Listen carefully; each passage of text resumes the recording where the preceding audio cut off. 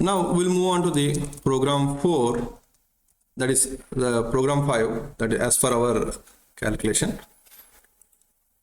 So here it is asking that the local host connection was disconnected, so no problem. At present we don't want this particular connection. In this program, I have written a program called box.solve. What is this box.solve? This is a smart contract, box smart contract, where height, width and depth was defined.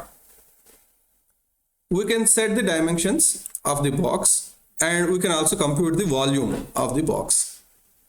This program is to demonstrate how to communicate with the smart contract. For this smart contract has been written with the Pragma Solidity 0.5.0. Now, this program can be taken to the Remix IDE and under the contracts.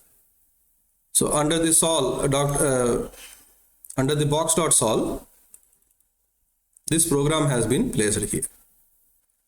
We are going to see how to communicate with the smart contract via front-end application. In order to do this, first we need to run the Ganesh CLI. Here don't use test RPC because the test RPC don't have the test RPC don't have the functions to communicate with the DApp application, the decentralized application or front-end application, because it is showing an error called JSON RPC error, are unable to connect with the JSON RPC, or RPC remote procedure calling is failed. This kind of errors we are getting. So to avoid this, we'll use Ganesh-CLI. Either you may run from the command prompt, or I have already provided a graphical user interface based Ganesh client in that I will discuss afterwards, not now. Ganesh-CLI, run it. So this will also show the temporary accounts just like the test RPC. So here it also given you the 100 ethers as a toy ethers for deploying your contract and running the contract. Now it is also listening on the local host 8545. So Ganesh client CLI and test RPC are almost one and the same, but this is having the perfect implementation or good communication with the processes have been defined for the test RPC. JSON RPC, and can communicate with the decentralized application. Now once it is turned on, then let us go for compilation process.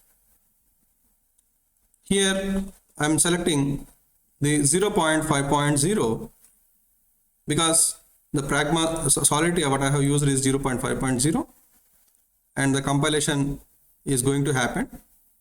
The compilation has been done. Just wait for the compilation. So here the compilation has been done, no errors were appeared. So in this, we can also go for the deployment. So before deployment, we'll see the compilation details. If you click on compilation details, we will be having several artifacts that are generated by this Remix IDE.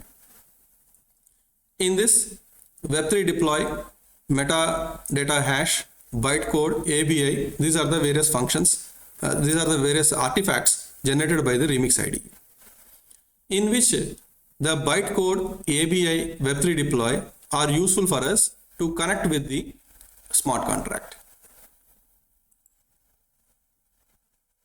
So this is the Remix IDE where you have the contract in a contract placed and you have compiled it.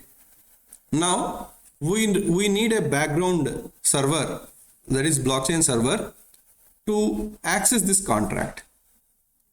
So in order to do that, what I am doing is in the deployment section, here environment, here JavaScript virtual machine environment is there, JavaScript VM environment is there, injected Web3 and Web3 provider. We are running here the Ganesh client, which is a Web3 provider for us. Via this, we are going to access the accounts. So make note of this. Here the account is 0x5b3. If you select the JavaScript environment of the Remix IDE, now what I am doing is I am selecting the Web3 provider. This Web3 provider I am selecting, and it is asking you that do you want to get connected with the localhost Web3 provider? The Web3 provider endpoint is localhost 8545.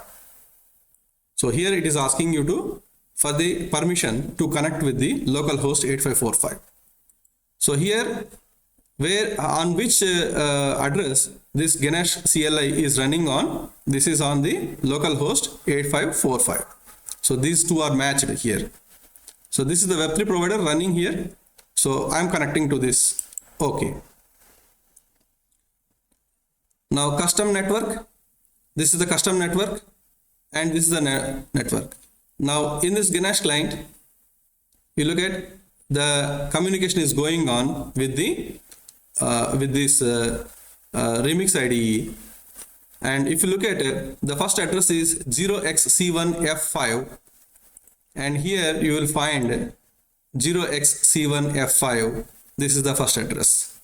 Whatever the addresses here, you can see here, these 10 addresses are appeared in this account section.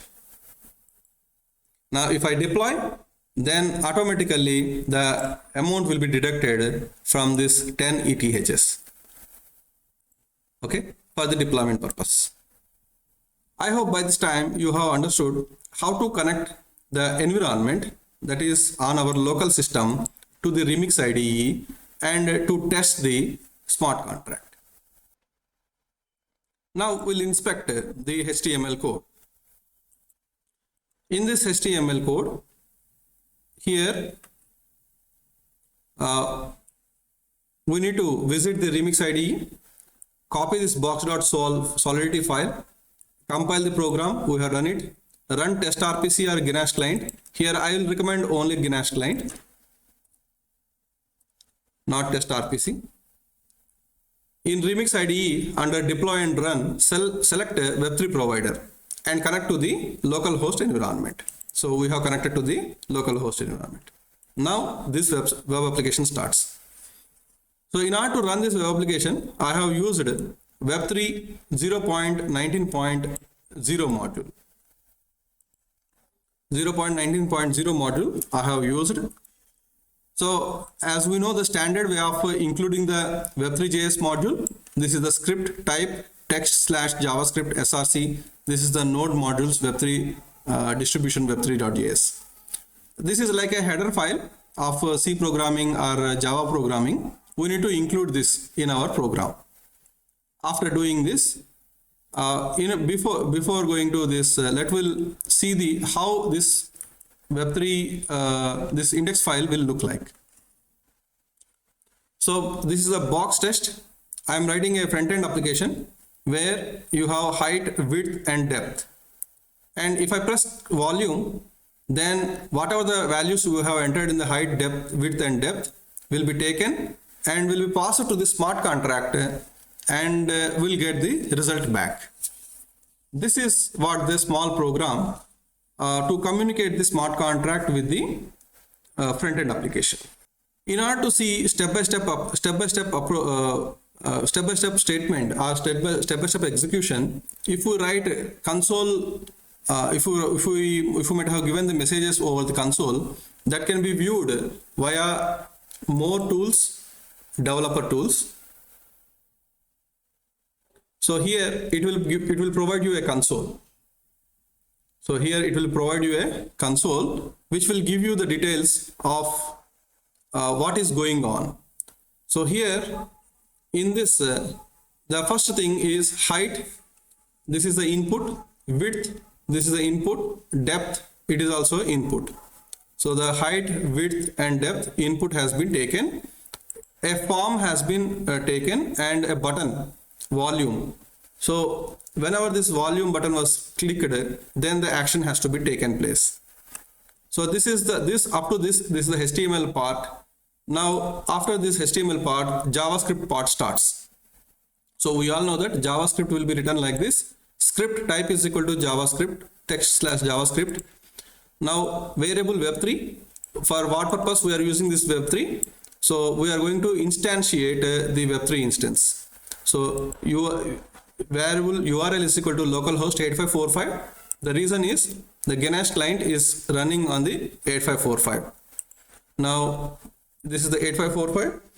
Type of web3 not equal to undefined. That means if the web3 is null, then instantiate this web3. So web3 is equal to new web3 of new web3 dot providers dot HTTP provider. So because we have seen web3 provider, who is the web3 provider? This is the web3 provider, localhost 8545, that is Ganesh client. So we need to take the instance of this, which is happening in the background. So this instance we have taken, and here in place of this, you may also take or you may also supply the instance of any other third-party web3 providers or service providers like Infura or maybe any other provider. For whenever you create the service there, they will give you a URL. That URL will be used in this instantiation. Currently we are working from the local host, so that local host URL is going to be placed here. Now web3.eth.default account. So how can I know this things? So we can come to know this from the documentation of the web3. So from the web3 documentation we can get the details.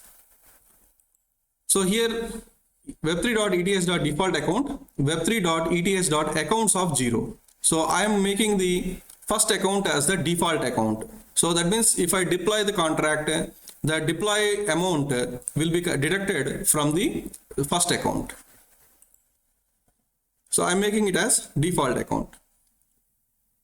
Now after compiling the Solidity code on the Remix IDE, so you can go to the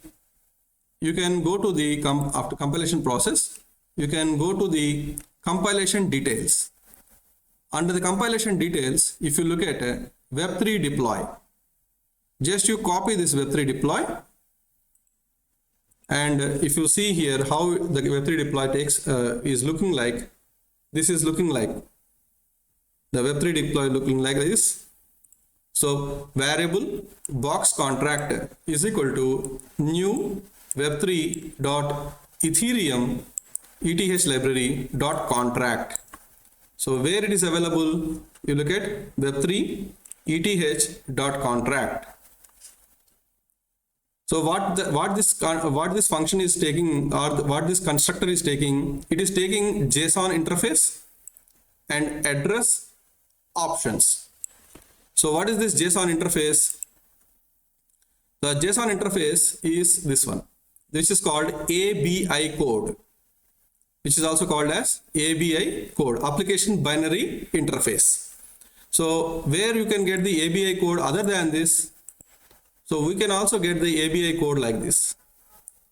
Okay, either you may get you may take the ABI code individually, bytecode individually, you may write the contract function, or directly web3 deploy is available, directly copy it and paste in the code. And here payable, this entire thing is the ABI code. This is in the JSON format, and this will be taken. So that is what the syntax here, the JSON interface of the ABI code and address of the contract. Here whenever you deploy this contract, here after deploying, we will get the contract address. This is the contract address you will get. So this contract address will be copied and can be pasted. So this is the contract address, it can be copied and pasted. But now we are not going to copy and paste here. We want to deploy from our web application itself, because this instantiation we have made from the outside. Now we want to make it from the web application itself. We want to instantiate from a web application itself. So to do that, this code will help us. Now box is equal to, with this box contract dot deploy, and this is the payload. This is the payload. What is this payload? This payload is nothing but the bytecode. Okay, this is nothing but bytecode. So bytecode is the payload. This bytecode, where it will execute? This bytecode will be executed under the Ethereum virtual machine. So this bytecode is called as payload. That payload will be used here, and arguments send. So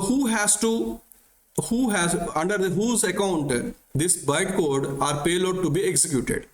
This payload to be executed from the account 0. Who is this account 0? This is the starting account, and gas points mentioned here, gas limit was mentioned as 4,70,000 or 47000 like that.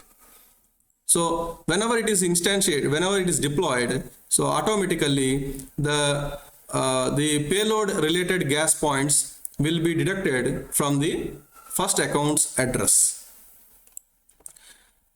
And then the instance of the box has been assigned to this box object. Via this box object, now we are going to call the functions and send the values to the functions and get the values to the functions. So this is what the skeletal code of deploying the contract from our web application. Now if we move on to the code, so this same code has been placed here. Then variable button is equal to document.getElementById volume. Button on click is equal to function. Now after clicking the volume button, height value has to be get from the HTML page, width and depth, and this height, width and depth must be sent to the box object, that is contract that we have got here. This is the box contract. So from to the box contract, box.set dimensions of height, width and depth. Volume is equal to box.compute volume, and we got the value of volume here. Next, balance is equal to web3 dot from WEI, current balance of web3.eth.default account and ether. And so what after deployment and after computing, whatever is the leftover balance, that will be displayed along with the volume. So here an alert box has been raised. This alert box will give you the volume of the box and the ethers leftover in the first account. Now we'll go to the box test, refresh it, and now height is 10, width is 10 and depth is 10. So the volume of the box is height into width into depth. We should get 1000. So volume of the box is 1000, and the coin base balance is 99.992223. This is the balance left over in the first account. We'll check whether the same account balance is available here in the deployed. So on the first account, 99.92253 ethers. Okay, and here we got 99.9922253. So this is what the balance left over, and the same thing we can also verify via this Remix IDE also. So what we have learned out of this is we have written a box.solidity file, and we have run the Ganache client, and via Ganache client we have connected to the Remix IDE via Web3 provider. After compilation we deployed it, and after compilation we have gone to the compilation data, and there we have identified the Web3 deploy script. That Web3 deploy script has been used in our front-end application, that is index.html, and via this I got the box of contract object, And via this box contract object, whatever the data I have collected from the HTML file via form, fields, etc., that has been passed to the box function, that is setting the dimensions. And after setting the dimensions, we have called the compute function, and the volume has been computed. And finally, the volume of the box and the Coinbase balance, that is the one who initiated the contract, his balance has been shown onto the screen. So this is the overall program of how to communicate the web application with the smart contract that is running on the Ethereum network.